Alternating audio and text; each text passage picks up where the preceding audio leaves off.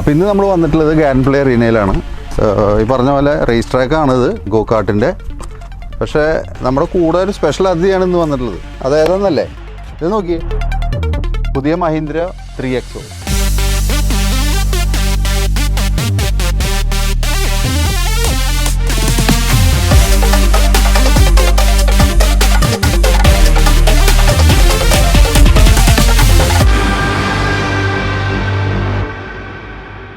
അപ്പോൾ നമ്മുടെ ഇന്നത്തെ അതിഥി 3XO.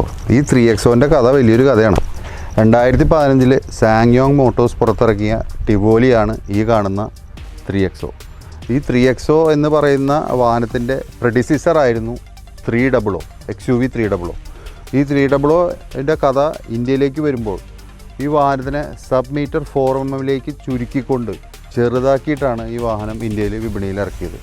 ഇതിൻ്റെ എക്സ്റ്റെൻഡഡ് വെർഷനാണ് XUV 400. പഴയ XUV 300ൻ്റെ നെക്സ്റ്റ് ഫേസ് ലിഫ്റ്റഡ് വേർഷനാണ് ഈ കാണുന്ന 3XO. XUV 300 2019 company Mahindra പുറത്തിറക്കുന്നത്. 2023 2024 അതിൻ്റെ മേജർ ഫേസ് ലിഫ്റ്റാണ് ഈ കാണുന്ന 3XO. ഒരുപാട് മാറ്റങ്ങളുണ്ട് പഴയ 300 വെച്ചിട്ട്. ഫ്രണ്ട് ഫേഷ്യ കംപ്ലീറ്റ്ലി ചേഞ്ച് ചെയ്തിട്ടുണ്ട്. പുതിയ ഗ്രില്ല് വന്നു. അതിൽ 6 lakh stainless steel Chrome element add ചെയ്തിട്ടുണ്ട്. നടുവിൽ മഹീന്ദ്രയുടെ ലോഗോ. അതുപോലെ തന്നെ പുതിയ സ്കിഡ് പ്ലേറ്റ്സും, അതുപോലെ തന്നെ ബമ്പറിൻ്റെ എൻറ്റയർ രൂപം മാറി. വളരെ അഗ്രസീവാണ്. ഒരു പുതിയ കളറും വന്നിട്ടുണ്ട്, സിട്രിൻ യെല്ലോ. വാഹനത്തിൻ്റെ ബാഡ്ജിങ് പിൻസൈഡ് വരുമ്പോൾ XUV 3XO പുതിയ ബാഡ്ജിങ് ആണ്. മഹീന്ദ്രയുടെ ലോഗോ, അതുപോലെ തന്നെ ഇൻറ്റഗ്രേറ്റഡ് ആയിട്ടുള്ള ബമ്പേഴ്സ്, അതിനോടൊപ്പം തന്നെ റിഫ്ലക്റ്റേഴ്സും നൽകിയിട്ടുണ്ട്. ചെറിയൊരു ഗാർണിഷ്, ഒരു സ്റ്റീൽ ഗാർണിഷും നൽകിയിട്ടുണ്ട്. സിമ്പിളായിട്ടുള്ള ഒരു സ്കിഡ് പ്ലേറ്റും നൽകിക്കൊണ്ട് നല്ലൊരു ബമ്പറാണ് ഈ വാഹനത്തിന് ഡിസൈൻ ചെയ്തിട്ടുള്ളത്. അപ്പോൾ പുതിയ 3XOൻ്റെ ബൂട്ട് സ്പേസാണ് കാണിക്കാൻ പോണത്. ഇതേ കണ്ടോളൂ. അപ്പോൾ എങ്ങനെയുണ്ട്? 365 ലിറ്റർ ബൂട്ട് സ്പേസ് ഉണ്ട് ഉള്ളിൽ. എനിക്കിഷ്ടപ്പെട്ടു. അത്യാവശ്യം 2 പേരൊക്കെ ഉള്ളിൽ സുഖമായിട്ട് കിടത്തി കൊണ്ടുപോകാം. പിന്നെ അതുപോലെ തന്നെ ഹുക്സ് നൽകിയിട്ടുണ്ട്, ബാഗുകളൊക്കെ തൂക്കിയിടാനായിട്ട്. 7 കിലോ വരെ ഭാരം ഹുക്കാവുന്നതാണ്. അതിൽ വ്യക്തമായിട്ട് എഴുതിയിട്ടുണ്ട്. ഒരു പ്ലസ് ഫീച്ചറാണ്. പിന്നെ വൈറ്റ് മോഡാണ് ബാക്ക് സൈഡിലേക്ക് വരുമ്പോൾ. അതെനിക്ക് അത്ര ഇഷ്ടപ്പെട്ടില്ല. അപ്പോൾ പുതിയ 3XOയിൽ റൂഫിലേക്ക് വരുമ്പോഴുള്ള പ്രധാനപ്പെട്ട മാറ്റം പുതിയ സ്പോയിലർ നൽകിയെന്നുള്ളതാണ്. അതുപോലെ തന്നെ റീഡിസൈൻഡ് ആയിട്ടുള്ള റൂഫ് റെയിൽസ്. അതിലൊരു ഒരു മൈക്ക ഫിനിഷ്, ബ്ലാക്ക് മൈക്ക ഫിനിഷിലാണ് ആ റൂഫ് റെയിൽ നിർമ്മിച്ചിട്ടുള്ളത്. അതിൽ ഒരു ചെറിയ ഡയമണ്ട് ഡിസൈൻ പാറ്റേണും ഉണ്ട്. അത് അടിപൊളിയായിട്ടുണ്ട്.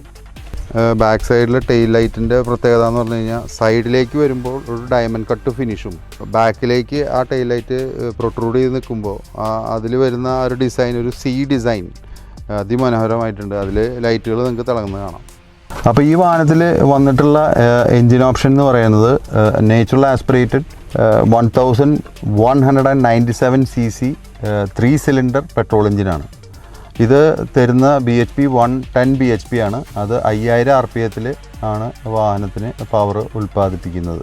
AX5 വേരിയൻറ്റിന് വരുന്നത് ഇപ്പോൾ നമ്മൾ ഇരിക്കുന്നത് മാനുവൽ ഗിയർ ബോക്സുള്ള വാഹനമാണ്. ഇത് 6 സ്പീഡ് മാനുവൽ ഗിയർ ബോക്സുള്ള വാഹനമാണ്. ഇത് കൂടാതെ 6 സ്പീഡ് ഓട്ടോമാറ്റിക് ട്രാൻസ്മിഷനുള്ള AX7 വേരിയൻറ്റും അവൈലബിൾ ആണ്. ഈ വാഹനത്തിൻ്റെ ഇൻറ്റീരിയറിലേക്ക് പ്രവേശിച്ചിരിക്കുകയാണ്. ആദ്യമായിട്ട് ഡോർ ട്രിംസാണ് പറയാനുള്ളത്. ഡോർ ട്രിംസ് ഡ്യുവൽ ടോൺ കളേഴ്സിലാണ് വരുന്നത്. അടിയിൽ വൈറ്റും മുകളിൽ ബ്ലാക്കും. നല്ല ക്വാളിറ്റി പ്ലാസ്റ്റിക്സ് ആണ് ഉപയോഗിച്ചിട്ടുള്ളത്. നല്ല ബിൽഡ് ക്വാളിറ്റി ഫീൽ ചെയ്യുന്നുണ്ട്. അതുപോലെ തന്നെ നല്ലൊരു എൽബോ സപ്പോർട്ട് കൂടെ നമുക്കിവിടെ നൽകിയിട്ടുണ്ട്. അത് സോഫ്റ്റ് ടച്ച് മെറ്റീരിയലോട് കൂടെയാണ് ഉണ്ടാക്കിയിട്ടുള്ളത്. ഇപ്പോൾ നമ്മൾ 3XOൻ്റെ ഈ പറയുന്ന AX5 വേരിയൻറ്റിൻ്റെ ഉള്ളിലാണ്. ശരിക്കും പറഞ്ഞാൽ അതിൽ ലെതർ സീറ്റ്സ് അല്ല വന്നിട്ടുള്ളത്, ഫാബ്രിക് സീറ്റ്സ് ആണ്. ഭയങ്കര ഹഗ്ഗബിൾ മെറ്റീരിയലാണ്. നമുക്ക് ഒരുപാട് കോൺഫിഡൻസ് നൽകുന്നുണ്ട് വണ്ടിയിൽ ഇരിക്കുമ്പോൾ തന്നെ.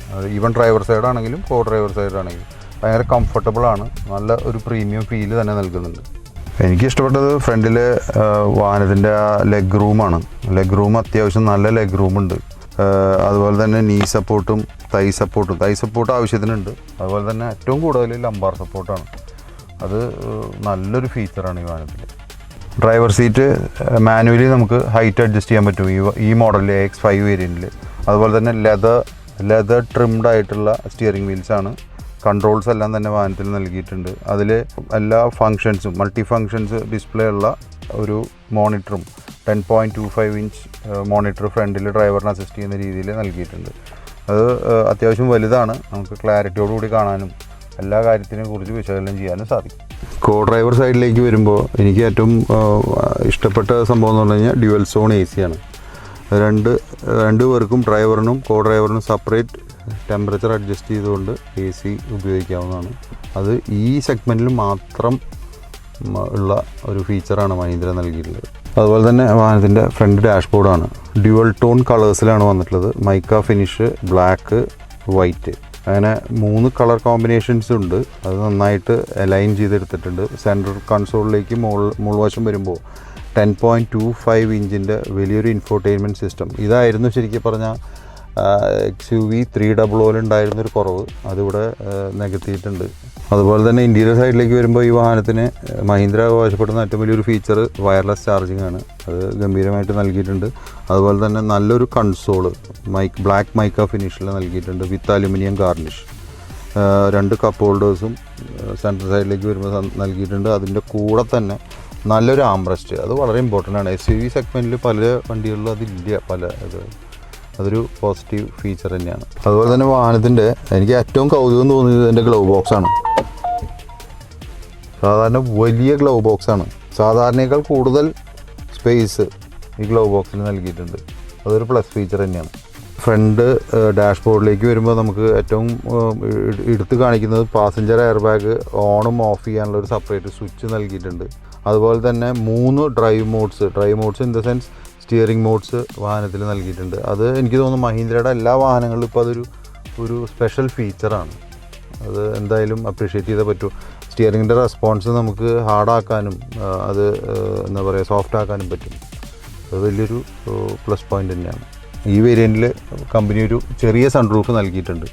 നേരെ മറിച്ച് നമ്മൾ AX7 വേരിയൻറ്റിലേക്ക് വരുമ്പോൾ ഒരു പനോറാമിക് റൂഫാണ് വാഹനം നൽകിയിട്ടുള്ളത്. ഡ്രൈവർ കൂടാതെ മറ്റ് കോ ഡ്രൈവേഴ്സിന് വാഹനത്തിനുള്ളിലിരിക്കുമ്പോൾ തരുന്ന ഒരു അഡീഷണൽ കംഫർട്ട്, ഒരു അഡീഷണൽ ആവേശം നൽകുന്നത് വാഹനത്തിൻ്റെ മ്യൂസിക് സിസ്റ്റമാണ്. അത് 6 സ്പീക്കർ ഹർമൻ ഗാർഡൻ്റെ വിലപിടിപ്പുള്ള ഒരു മ്യൂസിക് സിസ്റ്റം തന്നെയാണ്. ഞങ്ങളത് ആസ്വദിച്ചു. ഗംഭീര ഫീൽ തന്നെയാണ്. വിശാലമായ ഷോറൂം, അതിവിശാലമായ ഷോറൂം എന്നൊക്കെ വേണമെങ്കിൽ പറയാം. എന്തായാലും സബ് 4mm മീറ്ററിനുള്ളിൽ ചുരുക്കിയ ഈ വാഹനത്തിൻ്റെ ബാക്ക് സീറ്റ് അലൈൻമെൻറ്റാണ് എനിക്ക് ഏറ്റവും ഇഷ്ടപ്പെട്ടത്. ആവശ്യത്തിനുള്ള ലെഗ് റൂം, അത് നല്ല ലെഗ് റൂമുണ്ട്. 878 mm ആണ് ശരിക്ക് കമ്പനി അവകാശപ്പെടുന്ന ആ ലെങ്ത്ത്, അതായത് നമ്മുടെ ലെഗ് റൂം. അത് വളരെ ഭംഗിയായിട്ട് ഡിസൈൻ ചെയ്തിട്ടുണ്ട്. അതുണ്ട് താനും. ഫ്രണ്ടിലാണെങ്കിൽ അത് 1050 mm ആണ് അവർ പറഞ്ഞത്. അത് നല്ല വ്യക്തമായിട്ടുള്ള ലെഗ് റൂം വയ്ക്കാനുള്ള സാഹചര്യം ഒരുക്കിയിട്ടുണ്ട്. അഡീഷണൽ ഫീച്ചർ എന്ന് പറയാനായിട്ട് സെപ്പറേറ്റ് AC വെൻറ്റ് വന്നു, USB ചാർജർ, ഫോൺ വയ്ക്കാനുള്ള ഒരു ചെറിയ പ്രൊവിഷൻ, അതിൻ്റെ താഴെ 12 വോൾട്ട് അഡാപ്റ്റർ വയ്ക്കാനുള്ള ഒരു സ്പേസും നൽകിയിട്ടുണ്ട്. അപ്പോൾ നമ്മൾ ഇൻറ്റീരിയറിലെ കംഫർട്ടിനെ കുറിച്ച് പറഞ്ഞു, ടെക്നോളജീനെ കുറിച്ച് പറഞ്ഞു, മറ്റു ഫീച്ചേഴ്സിനൊക്കെ കുറിച്ച് പറഞ്ഞു. അപ്പോൾ അവസാനമായിട്ട് പ്രേക്ഷകർക്ക് അറിയാനുള്ളത് സേഫ്റ്റി ഫീച്ചേഴ്സാണ്. ഈ വാഹനം 5 സ്റ്റാർ റേറ്റഡ് ആണ്. NCAP റേറ്റിംഗിൽ 5 സ്റ്റാർ ഉണ്ട് ഈ വാഹനത്തിന്. അത് വലിയൊരു കാര്യം തന്നെയാണ്. അതുകൂടാതെ ഈ വാഹനത്തിന് 6 എയർ ബാഗുകൾ വരുന്നുണ്ട്. അപ്പോൾ എങ്ങനെയുണ്ടായിരുന്നു ഇന്നത്തെ എപ്പിസോഡ്? ഇഷ്ടമായ? എനിക്കിഷ്ടപ്പെട്ടു വണ്ടി. ഈ വാഹനത്തിൻ്റെ വില വന്നിട്ട് 7,49,000 എക്സ്-ഷോറൂം മുതൽ 9,99,000 രൂപ വരെയാണ്. ഇത് അവൈലബിൾ ആണ്. ബുക്കിംഗ് സ്റ്റാർട്ട് ചെയ്ത് കഴിഞ്ഞു ഓൾറെഡി. ഇപ്പോൾ നമുക്ക് ഈ വാഹനം പ്രൊവൈഡ് ചെയ്തിട്ടുള്ളത് എറാ മോട്ടോഴ്സ് തൃശ്ശൂർ. അപ്പോൾ കൂടുതൽ ഇനി പുതിയ എപ്പിസോഡിലേക്ക് ഞങ്ങൾ വരും വരെ V Davis Cheramal signing off for കാസ്മാറ്റിക്.